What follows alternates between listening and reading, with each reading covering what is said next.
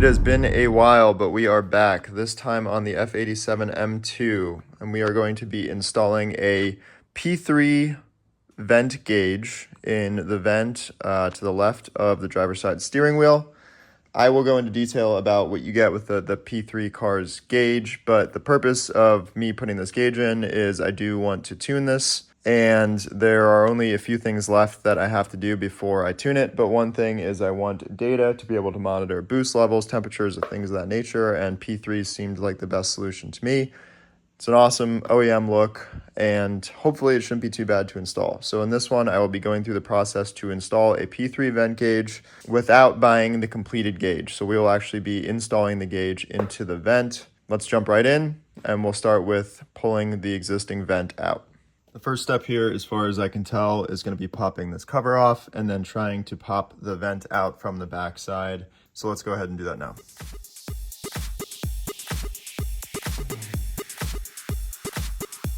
All right, cover is removed, just pushed from the back, used a pry tool on the bottom, and was able to pull this right out. So now we will get started with disassembling this and putting the gauge in. All right, so starting out, the main thing that you have to do here is get the trim off of the vent. There's some little tabs at the top. I had a kind of a hard time figuring this out and eventually figured out that you just need to use brute force and sort of pry up on the top of the vent, trim, and the trim will come right off. Then from here, it was taking the slats out of the vent. There's two little tabs on the side that you have to use a pick tool. You get into those tabs and you kind of pry a little bit, the slats will come out. Then you disassemble the slats. You keep just the bottom two and save the top slats. And there's a little metal bar on the back in which you also want to save in case you have to go back to stock. From here, you use the existing side pieces that were on the OEM slat, and you put the two bottom slats into those side pieces, and then the gauge will fill out the room at the top. So before doing that, you have to slide your wire through the leftmost opening in the interior kind of vent. Then you pop in the gauge itself to the top two posts of the vent, and then you have to kind of delicately put it all together with the gauge and the slats with the side pieces, and then pop it in. It just takes some coordination. You also have to make sure the fin in the back is lined up properly. That will slide into the interior vent, and then everything will kind of pop in and click into place. Just be very careful. It's a delicate process, and again, you just kind of have to make sure that everything's lined up perfectly. All right, you guys saw me install the P3 gauge into the vent. It was a little bit of a pain, but overall, not too bad. So the next step is gonna be to get this in the actual car. There's three pieces. So you have the vent with the P3 gauge installed. You have this harness, which plugs into your OBD2 port. And then you have this little box, which I assume is the brains of the operation. And you have to find a spot to mount that within your dash here. And I spotted out a couple spots. You can actually see there's like a little bar with a hole in it. So probably find a spot like that and zip tie the box in a good location. But first, we have to install it. I actually think I'm going to install the wire harness first and pull that up through here. Then I'm going to install this and pull the wiring down through here, and then I will find a location to put the box. So I'm going to throw it on a time lapse, and I will show you guys exactly how I did it.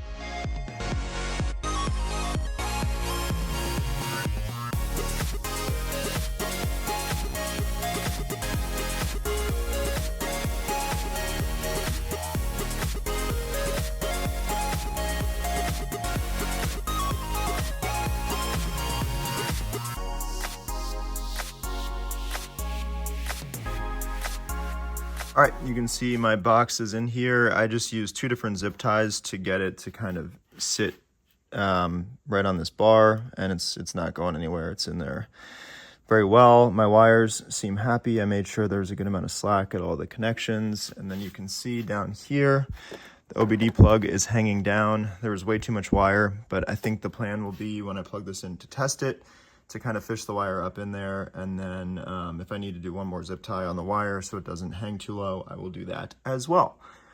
So now that everything is in its place, now is the fun part. We get to test it out.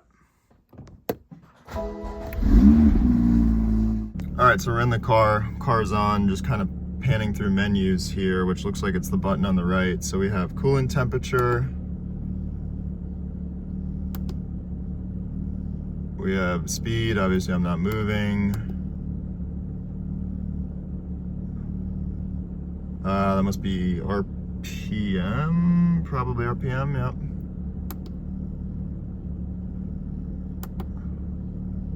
Oil temperature.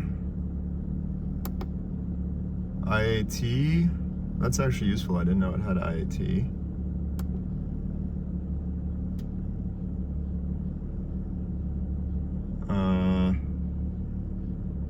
I don't know what that was. Maybe a EGT? Yeah, I think that was exhaust gas. Ignition. Throttle. So I guess this probably throttle input, so if I give it some gas, okay, yeah, so that does change. AFR.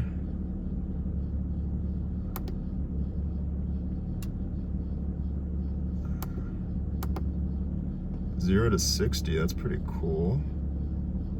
Probably waits for you to stop moving, and then back to boost. So I think we're gonna leave it on boost. I probably even skipped over some functions there, and then take it for a drive and see how this thing works.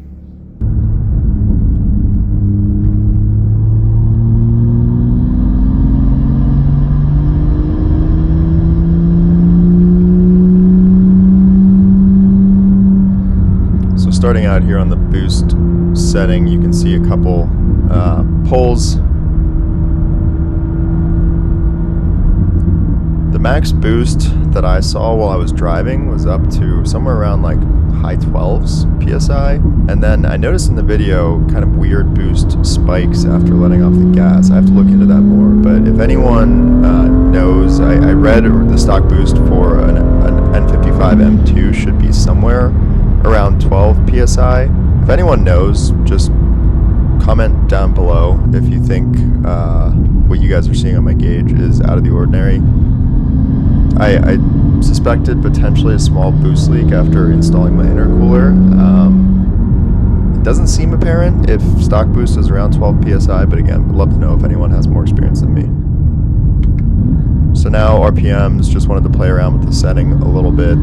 Don't know how useful this is when you have a tack, but kind of a cool feature. I think you can also set some type of a shift light on the P3 gauge, which is a neat feature as well.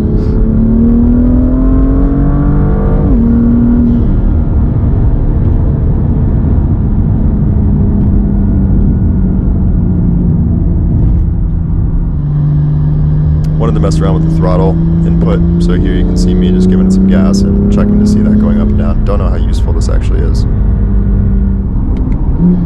Back to boost.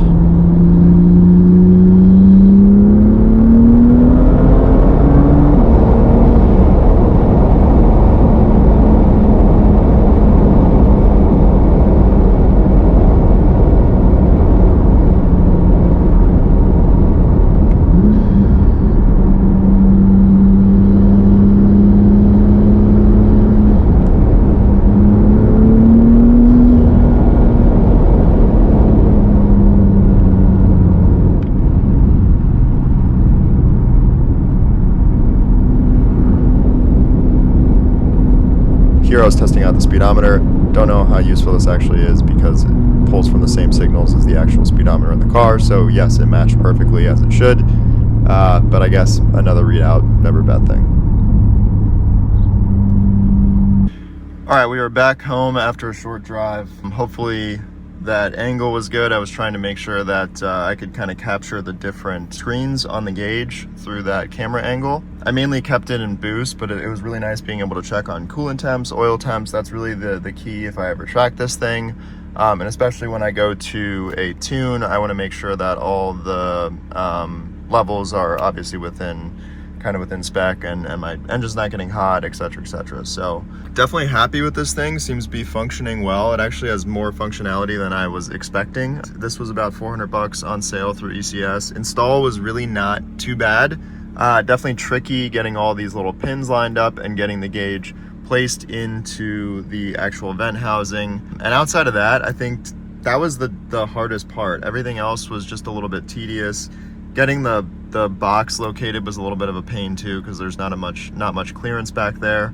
But overall install to me was like a 4 out of 10. It was not bad at all. So highly recommend the P3 gauge. You guys will be seeing more of that in future videos. Hopefully this is helpful to anyone trying to install one of these themselves. And stay tuned. A lot more to come for the M2 and for the other cars in the fleet. One more PSA.